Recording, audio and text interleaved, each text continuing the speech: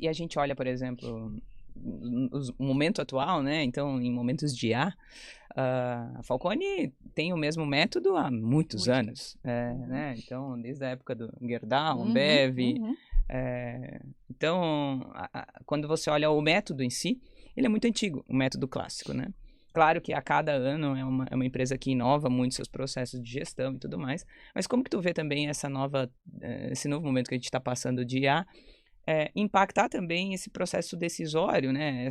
Esse modelo de gestão também estratégico, mas também de pessoas. Isso, você sente esse impacto também em buscar essa performance, né? Olha, eu tenho vivido várias discussões em relação a esse momento que a gente está vivendo de IA. Eu fui até fazer um curso, uma especialização em inteligência artificial, menos de ferramenta e mais de discussão sobre IA, para entender um pouquinho onde a gente vai chegar, para onde a gente já está caminhando, né? Correto.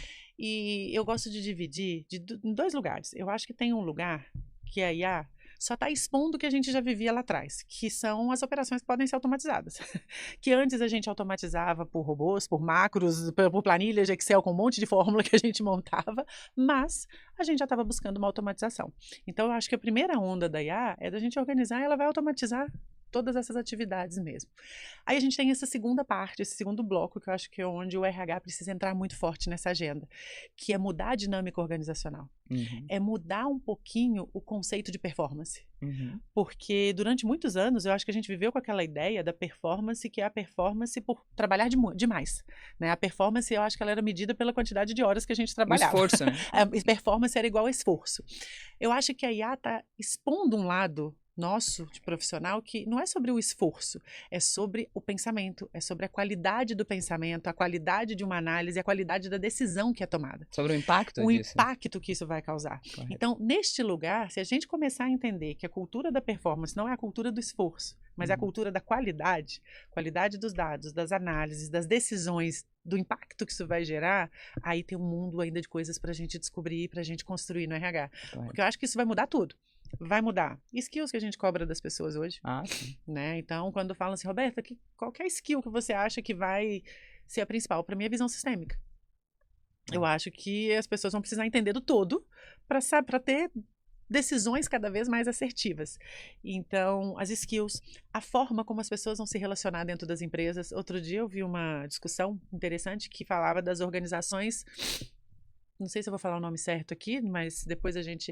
Das organizações piramidais, que não é mais aquele organograma, né, que a gente tinha, todo presidente, bonitinho. Diretor, gerente, Apesar de uma estrutura ser necessária, até para que não gere o caos, né, e a gente tem as tomadas de decisão em tempo hábil. Eu acredito nisso, ter as tomadas de decisão em tempo hábil, para não ficar discutindo 10 dias um mesmo assunto, a gente precisa ter ali uma cadeia de... Quem decide, quem diz gol ou não gol. De uma hierarquia de quem vai bater o pênalti, vamos dizer assim. Mas as relações no dia a dia, elas vão mudar. As relações entre times, as relações entre as pessoas, elas vão mudar. A relação com a IA... Né? Então, eu acho que a gente precisa se aprofundar nesse lugar. Então, eu falo que a gente está vivendo o melhor momento para o RH. Correto. É o melhor momento para ser do RH agora. Que é entender, e para mim ele começa pelo entendimento do que é cultura de performance. E sair dessa... E aí a gente vai trazer IA para o lugar certo. Porque o que eu tenho visto é um monte de gente falando de IA, sem saber nem do que tá. Outro dia eu vi uma pessoa falando assim, não, quando colocou num grupo, eu queria saber quantas ferramentas de IA vocês já estão usando, porque a gente vai colocar essa meta aqui de quantidade de ferramentas de IA. Eu falei, gente, nossa, calma. Não é sobre quantidade novamente, é sobre o que a gente precisa resolver e como a gente vai resolver. De maneira mais rápida e de maneira mais assertiva. Correto. Né? Correto. Então, e isso é cultura. Não, e legal essa visão de estrutura organizacional mesmo, né? Antes a gente tinha a carreira Y do especialista e a gente tinha a carreira de liderança, né? E tem saído muita coisa na mídia de que a geração atual não quer ser mais líder, né? Só 2% dos colaboradores hoje em dia.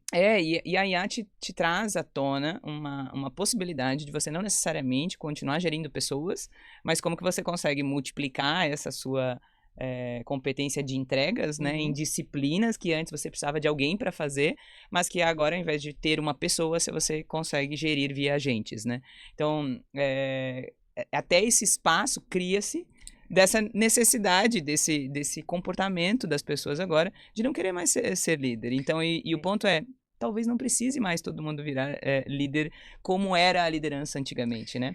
Então, acho que isso também traz à tona, foi muito curioso até, um evento que eu estava, e eles comentaram que agora as pessoas, inclusive, já estão até na carta proposta pedindo assim, quantos tokens eu vou ter para trabalhar? E não quantas pessoas, e não quanto de orçamento você vai ter. Então, junto com a proposta de salário, você vai ganhar qual que é o tamanho X do meu mil time reais, de verdade? mas qual que é o tamanho do meu time em IA, né? Para Sim. eu conseguir trabalhar. Achei aquilo fantástico. Sim, Então, sim. assim, hoje... realmente você vê que o comportamento organizacional está mudando drasticamente, né? E você pegou um ponto que eu acho interessante, que a gente tem discutido pouco, e que eu acho que a gente precisa ampliar essa discussão, que é do que é ser líder.